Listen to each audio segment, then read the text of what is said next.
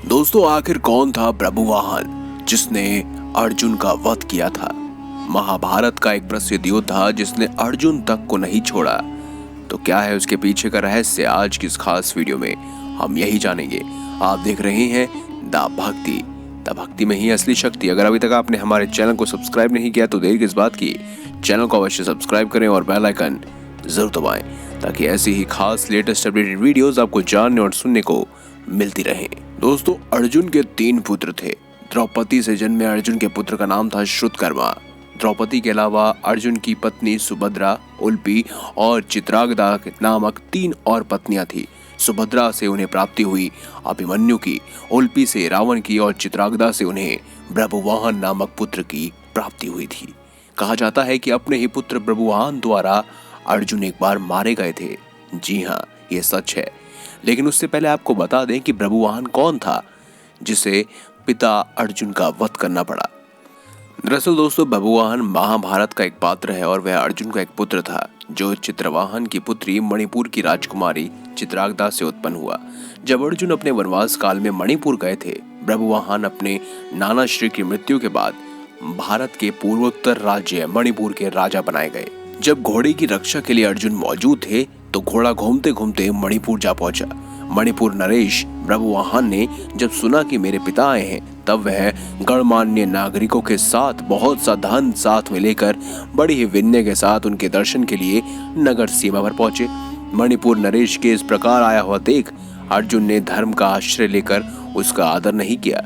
अर्जुन ने क्रोधित होकर अपने पुत्र से कहा, तुम दुर्द बुद्धि को धिक्कार है, तुम निश्चय ही क्षत्रिय धर्म से भ्रष्ट हो गए हो।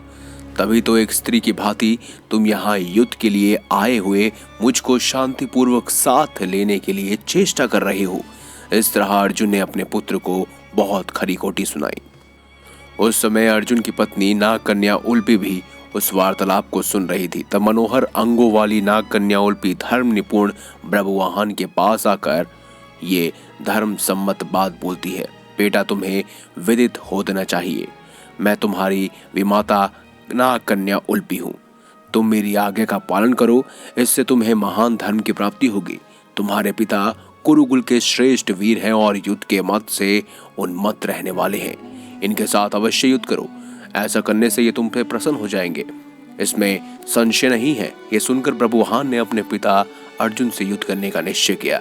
तब अर्जुन और प्रभुवाहन के बीच एक घनघोर युद्ध हुआ। तभी अर्जुन और प्रभुवाहन ने एक ऐसा विचित्र अस्त्र एक दूसरे पर मारा जिससे प्रभुवाहन तो मूर्छित हो गए, लेकिन उसी समय अर्जुन अपने प्राण त्याग बैठे। तभी मूर्छित प्रभुवाहन को जैसे ही होश आया तो उसने देखा कि उसकी माँ अर्जुन के पास बैठकर विलाप कर रही है और ये माता उल्पी भी पास ही खड़ी है।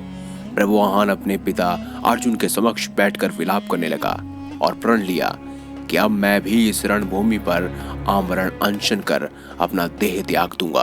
पुत्र और माँ के विलाप को देख सुनकर उल्पी का हृदय पसीज गया और उसने संजीवन मणि का स्मरण किया और नागों के जीवन के आधारभूत मणि उसके स्मरण करते ही वहां आ गई। तब उन्होंने प्रभुवाहन से कहा, बेटा उठो, शोक मत करो, अर्जुन तुम्हारे द्वारा पराजित नहीं हुए हैं, ये मनुष्य मात्र के लिए अजय हैं।